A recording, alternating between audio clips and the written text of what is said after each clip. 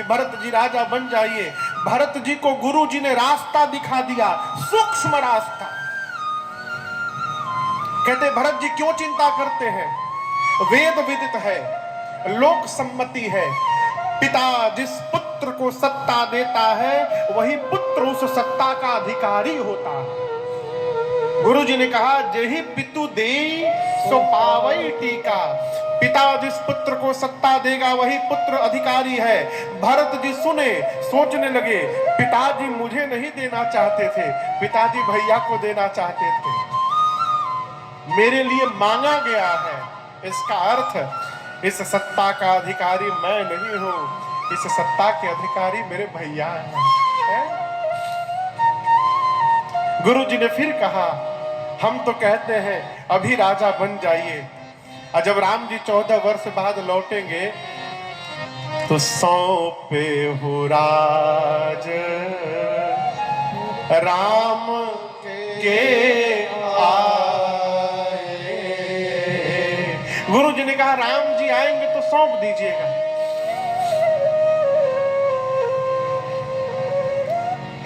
मनुष्य उसी प्रकार की बात का अर्थ निकालता है जिसमें उसको अपना लाभ दिखाई पड़ता है। यह सहज व्यवहार आपको सुना रहा हूं। हम वैसा ही अर्थ निकालते हैं जिसमें हमको लाभ दिखाई पड़ता है। गुरु जी ने कहा सौंपे हो राज राम के आए। भरत जी को कान में सुनाई पड़ा सौंपे हो राज राम के जाए। गुरु जी बोले आ करके सौंप देना, आएंगे तो सौंप देना। भरत जी समझ गए जा करके सौंप देना। यदि सौंपना ही तो आने की क्यों प्रतीक्षा की जाए, वहीं पहुंच के सौंप दिया जाए। सुमंत जी ने कहा भरत जी गुरु जी जो कह रहे करिए कीजिए, गुर आयसु अवसि कहाँ ही सचिव कर जोर। रघुपति आए उचित जस तस तब करब बहु। राम जी जब आए उस समय जो उचित लगेगा करिएगा। मां ने कहा कौशल्या मैया ने भरत जी जो गुरु जी कह रहे वही उचित है। जब मां ने कहा ना तो भरत जी फपक के रोने लगे। कहे मां आप तो जानती हैं मेरे और भैया के संबंध को, आप कह रही हैं मैं अपनी बात कहूं गुरुदेव, मुझे हंसी आ रही है कि पिताजी देवलोक चले गए, भैया वन में चले गए और आप लोग भरत को राजा बनाकर मेरा हित देख रहे हैं। भरत का हित राजा बनने में नहीं है, हित हमार सिय पति सेवकाई। भरत का हित राजा बनने में नहीं है, भरत का हित भैया की सेवा करने में है। भरत जी कहते हैं गुरुदेव कोई स्त्री सिर से पांव तक गहना पहन ले, यदि कपड़ा नहीं धारण करे तो वो गहना व्यर्थ लगता है। मन में यदि वैराग्य नहीं है तो ब्रह्म की चर्चा व्यर्थ लगती है। हृदय में प्रेम नहीं है तो ये जप तप व्रत पूजा सब व्यर्थ है। शरीर में रोग लगा हुआ है तो 56 प्रकार के व्यंजन व्यर्थ है। कितना भी सुंदर क्यों ना हो शरीर, यदि उसमें प्राण नहीं है तो वो शरीर व्यर्थ है गुरुदेव। उसी प्रकार अयोध्या में आप सब लोग हैं और यदि मेरे भैया राम नहीं है तो भरत के लिए अयोध्या व्यर्थ है। इस अयोध्या का कोई अर्थ नहीं मेरी दृष्टि में। बादी मोर सब बिनु रघुराई, रघुनाथ जी के बिना मेरा सब व्यर्थ है? गुरुदेव अभी मैं राजा नहीं बना, केवल ये कहा गया कि भरत राजा बनेगा। आप कल्पना करिए मैं कितना बड़ा पापी हूं। जिस भरत का नाम केवल सामने आया पिताजी मर गए, भैया वन में चले गए। सोचिए जिस दिन ये पापी सिंहासन पर बैठ जाएगा धरती फटेगी और रसातल में चली जाएगी। आप सब आज्ञा हो गुरुदेव। तो भरत अपनी बात कहना चाहता है। गुरु जी ने कहा कहिए भरत जी। भरत जी बोले आपन दारुण दीनता कहूं सबरी सिरो नाथ।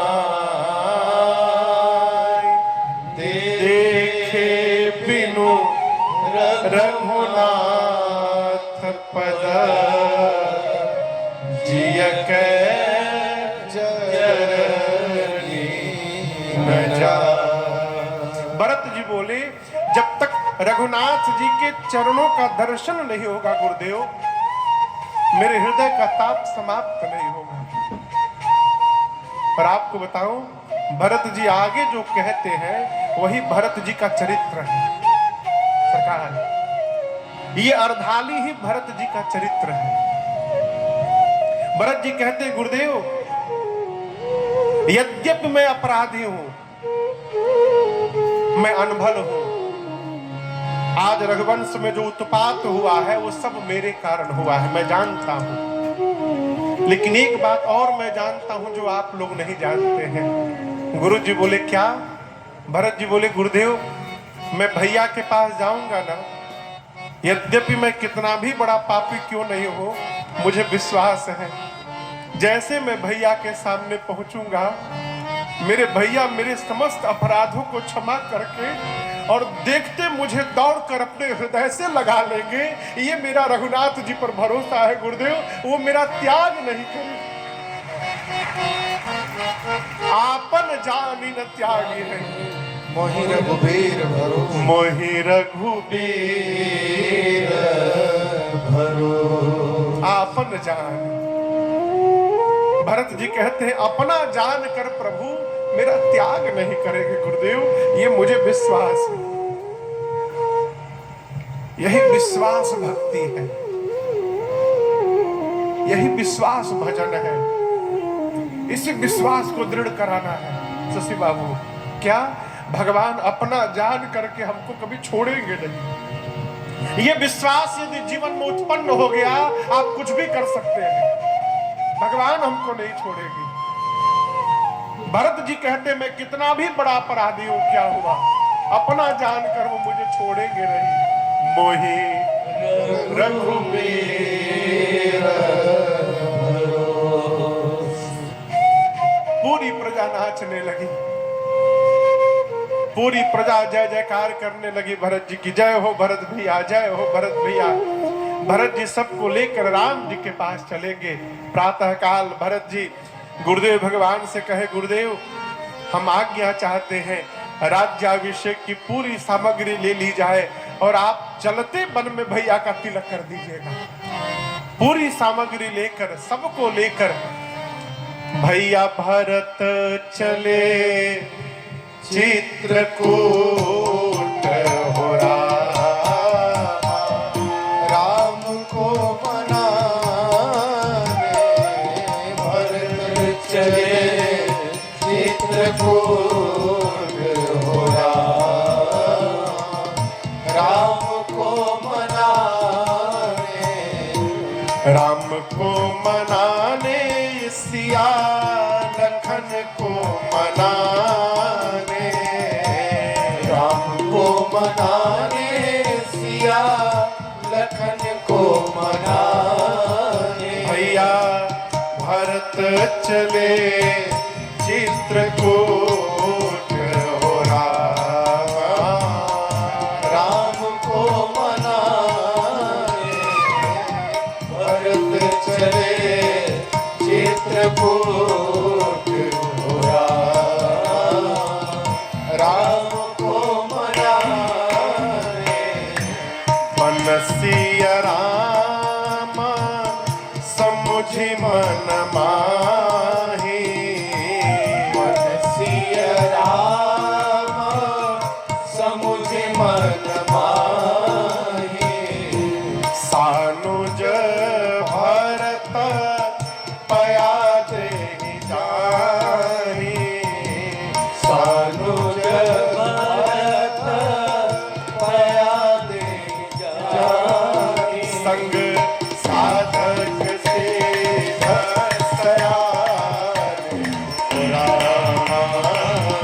राम को मनाने भरत चले चित्रकूट हो राम को मनाने। सिया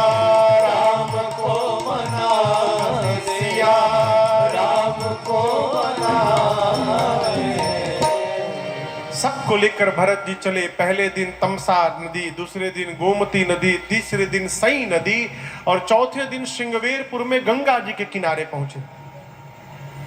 निषाद राजगुरु ने दूर से दंडवत किया है गुरुदेव भगवान के रथ को। बगल के रथ पर भरत जी बैठे हैं। भरत जी पूछे, गुरुदेव वो जो सामने प्रणाम कर रहे हैं वो कौन है?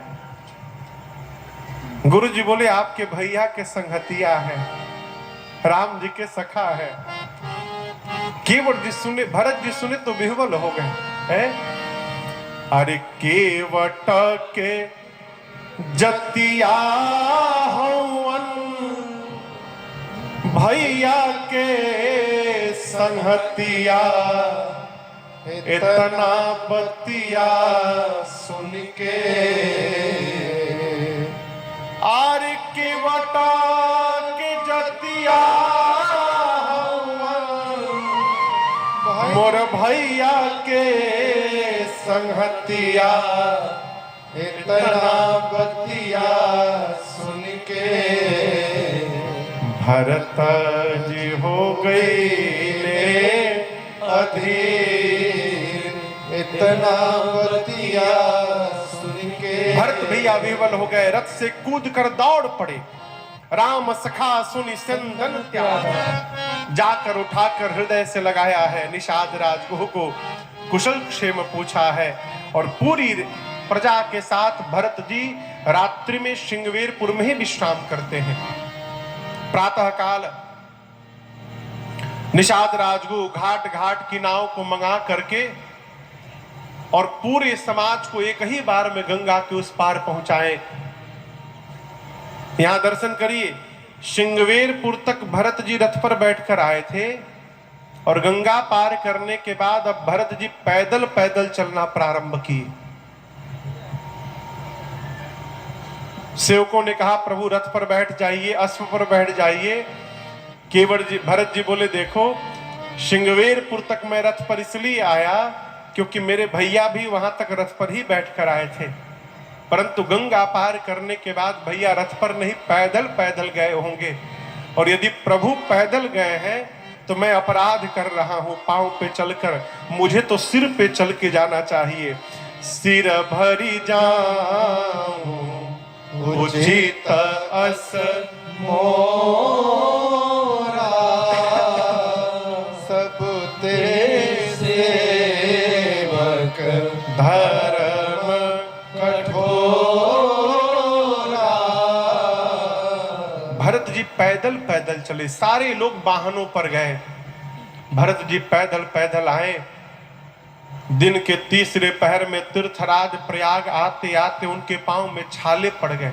बाबा कहते हैं, झलका झलकत पायन कैसे, झलका झलकत पायन कैसे, पंकज कोश होश कण जैसे, पंकज कोश होश कण जैसे, भरत पया देहि आए आजो, भरत पया देहि आए आजो, भयउ दुखित सुनि सकल समारो, भयउ दुखित सुनि सकल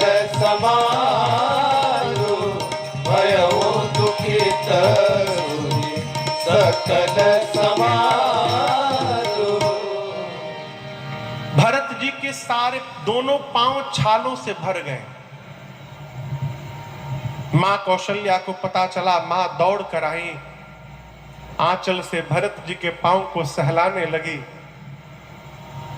पूछने लगी, भरत बहुत पीड़ा है ना? भरत जी कहते, मां ये छाला तो आप देख रही हैं, जो छाले यहाँ हृदय पर निकले हैं उसको कौन देखेगा है? भरत जी कहते, मां मैंने ऐसा कौन सा कर्म किया था कि मैं कलंक का भागी बना?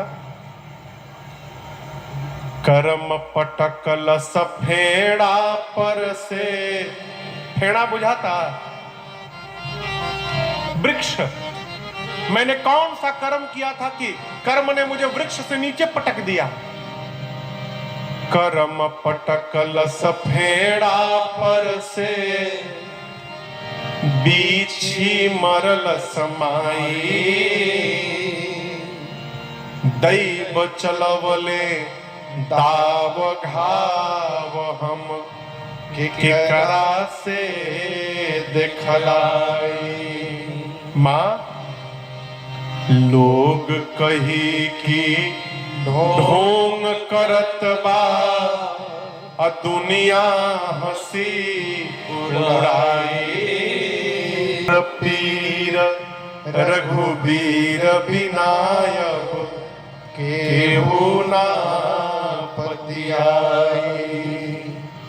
तो सोचले मन में चलले बन में, सैन समाज जुटाई। ए हो दैव देह तू सबके, भरते ऐसन भाई। ए हो दैव देह तू सबके, भरते ऐसन भाई।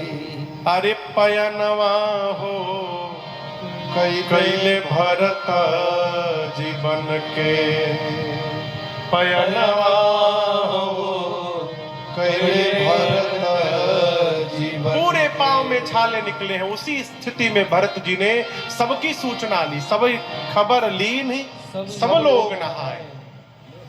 त्रिवेणी जी में भरत जी स्नान करके एकांत में जाकर बोले, हे तीर्थराज प्रयाग, मैं आज आपसे कुछ मांगने आया हूं। तीर्थराज प्रयाग ने कहा, मांगिए, क्या चाहिए? धर्म अर्थ काम मोक्ष। भरत जी बोले, अर्थ चाहिए न धर्म काम चाहिए। अर्थ चाहिए न धर्म काम चाहिए। कौशल्या कुमार मुझे राम चाहिए। कौशल्या कुमार मुझे राम चाहिए। अर्थ चाहिए न धर्म काम चाहिए। अर्थ चाहिए न धर्म काम चाहिए। कौशल्या कुमार मुझे राम चाहिए। कौशल्या कुमार मुझे राम चाहिए।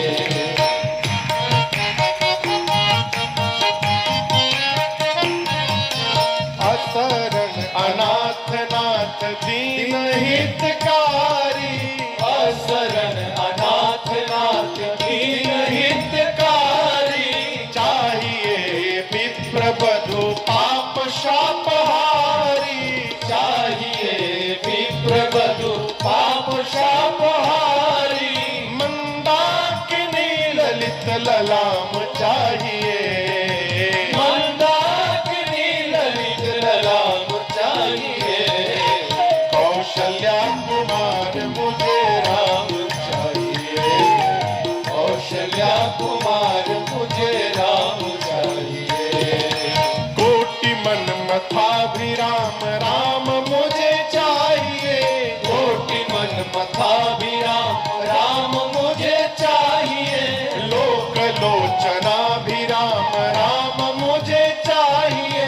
लोक लोचनाभिराम राम मुझे चाहिए।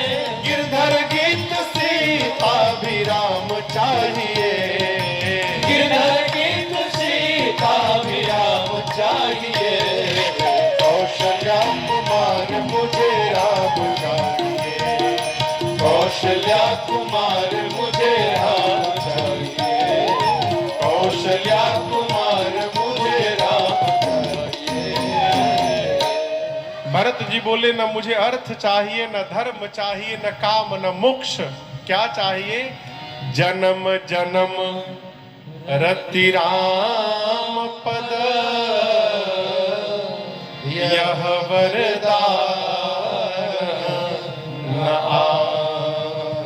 जन्म जन्मांतर मेरे भैया प्रभु श्री राम के चरणों में मेरा प्रेम बढ़ता रहे, इसके अलावा हमें आपसे कुछ नहीं चाहिए।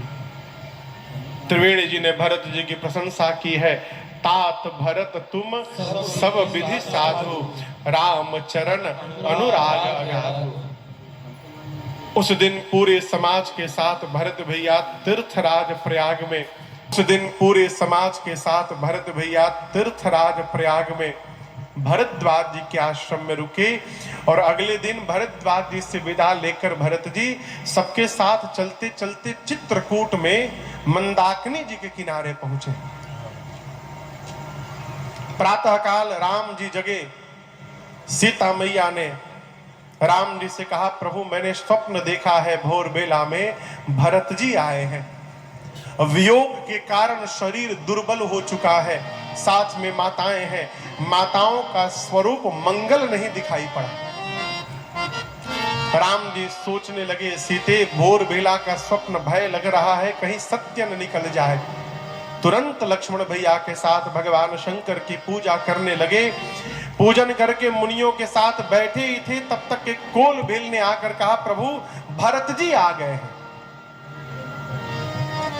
जैसे राम जी ने सुना कि भरत जी आ गए हैं, सुनत सुमंगल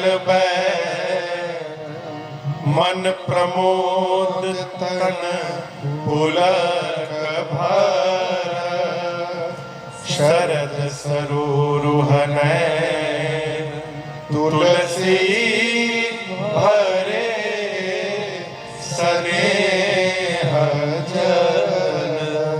जैसे भरत भैया के आने की सूचना मिली, भगवान के नेत्र सजल हो गए, शरीर का एक एक रोम पुलकित हो गया। भगवान सोच में आ गए। बहुरी सोच बस भे सियर अवनु, कारण कवन भरत आगमनु। मैंने तो भरत के लिए सूचना भिजवाई थी कि भरत राज सत्ता संभालेंगे, भरत जी यहां क्या करने चले आए।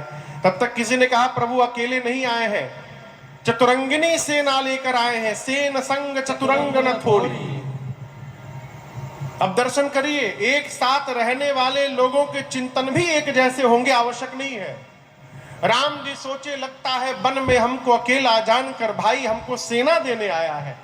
लक्ष्मण जी को लगा सेना लेकर भरत जी युद्ध करने आए हैं। ऐ गरज उठे, निकाल लिए धनुष बाण। लक्ष्मण जी बोले, मार दूंगा। अयोध्या की सत्ता प्राप्त करके भरत को मद हो गया। आज यदि शंकर भी सहायता करने उतर जाए तो मेरे बाण से कोई रोक नहीं सकता उनको। आकाशवाणी भई, आकाशवाणी ने जय जयकार की और धीरे से कहा, लक्ष्मण जी आवेश में आकर के व्यवहार कर जाए और बाद में पश्चाताप करे, ये बुद्धिमान व्यक्ति के लक्षण नहीं हुआ करते हैं। बुद्धिमान व्यक्ति कुछ भी करने से पहले विचार करता है। हमारे पूज्य महाराज श्री कहते, बाबू जीवन में जब बहुत प्रसन्नता हो उस समय किसी को वचन न दीजिए, और जब बहुत क्रोध की अवस्था हो उस समय कोई निर्णय न लीजिए। क्यों? दोनों में नुकसान केवल आपका होगा। जीव जब बहुत प्रसन्न होता है तो कहता है, मांगिए मांगिए, जान मां दे देंगे हम आपके लिए, जान मांगिएगा जान दे देंगे। कहे चूहा मारने की दवाई लाकर कहे पी के दिखाइए एक बार, पीजिएगा? आप तो कह रहे थे जान दे देंगे। क्रोध में निर्णय मत लीजिए, क्रोध में विचार करने की शक्ति समाप्त हो जाती है? राम जी ने कहा, लक्ष्मण आपने कहा कि भरत को अयोध्या की सत्ता मिलकर राजमद हो गया है। मैं कहता हूं मेरे भाई भरत को अयोध्या क्या है, ब्रह्मा विष्णु और यदि महेश की भी सत्ता प्राप्त हो जाए उसके बाद भी मेरे भाई भरत को अभिमान नहीं हो सकता है। ये मेरा विश्वास है भरत जी के प्रति। और दर्शन करिए, विश्वास एक तरफा नहीं है।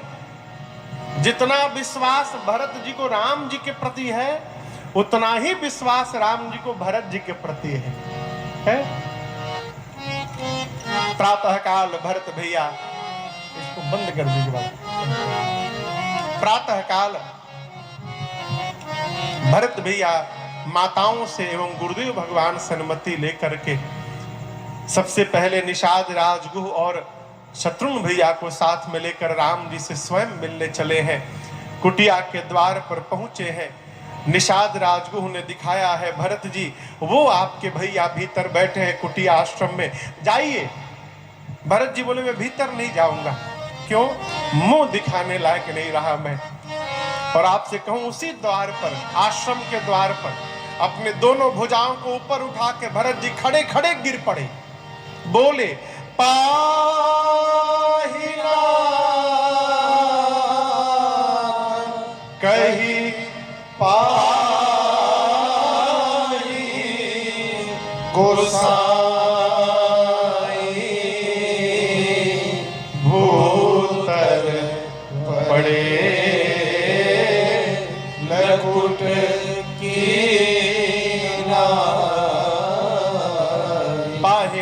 पाहिनाथ प्रभु मेरी रक्षा करिए, रक्षा करिए। इतना कह के भरत भैया हाथ उठाकर खड़े खड़े गिर पड़े। लक्ष्मण जी सुन लिए। लक्ष्मण जी ने धरती पर सर को रखकर प्रणाम किया और प्रणाम करके बोला, प्रभु विलंब न करिए नाथ, भैया भरत प्रणाम करत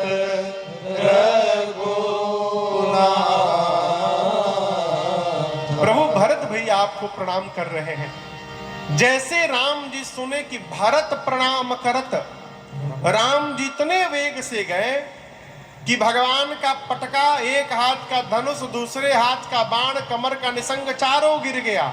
उठे राम सुनि प्रेम अधीरा, कहो पटकहो निसंग धनु तेरा, कहो पटकहो निसंग धनु तेरा, कहो पटकहो निसंग धनु तेरा। उठे राम सुनि प्रेम अधीरा, कहो पटकहो निसंग धनु तेरा, कहो पटकहो निसंग धनु तेरा, कहो पटकहो निसंग धनु तेरा। उठे राम सुनि प्रेम अधीरा, कहो पटकहो निसंग धनु तेरा, कहो पटकहो निसंग धनु तेरा, कहो पटकहो निसंग धनु तेरा। भगवान इतने वेग में गए हैं कि भगवान के शरीर का पटका, धनुष, बाण, निसंग चारों गिर गए। महापुरुषों ने अनेक अर्थ लगाए हैं। चार ही क्यों गिरे? क्योंकि चार छोड़ के भरत जी आए हैं। धर्म, दूसरा अर्थ, तीसरा काम, चौथा मोक्ष। जितना त्याग करके भरत जी आए हैं उतना ही त्याग करके राम जी भरत जी से मिलने गए। जिस भाव से हम भगवान की ओर दौड़ेंगे उसी भाव से भगवान भी हमारी ओर दौड़ जाएंगे। राम जी गए तो राम जी का पटका नीचे गिर गया। पटका लक्ष्मण जी से बोला कि राम जी गए तो हम नीचे गिर गए। लक्ष्मण जी जानते हैं क्यों? राम जी भरत जी को हृदय से लगाएंगे और यदि हम राम जी के शरीर पे रहते तो राम जी और भरत जी के बीच में हम दीवार बन जाते। आज भाई जब भाई को प्रेम करे ना तो बीच में किसी को दीवार नहीं बनना चाहिए, इसलिए हम गिर गए। धनुष बाण कहने लगे, लक्ष्मण जी आप धनुष पर बाण चढ़ा के मारने जा रहे थे, परंतु देखिए राम जी गए तो हम गिर गए।